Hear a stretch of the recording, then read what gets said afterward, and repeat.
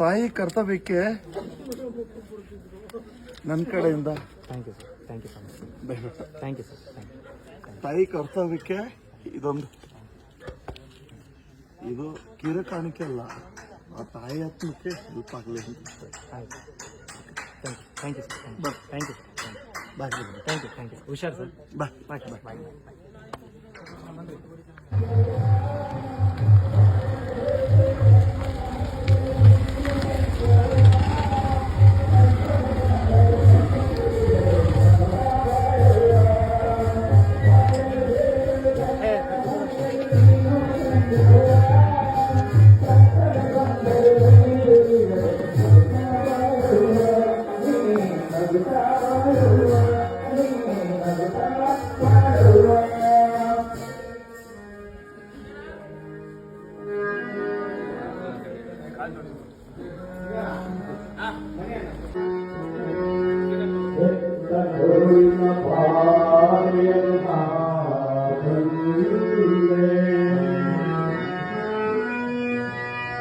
सत्य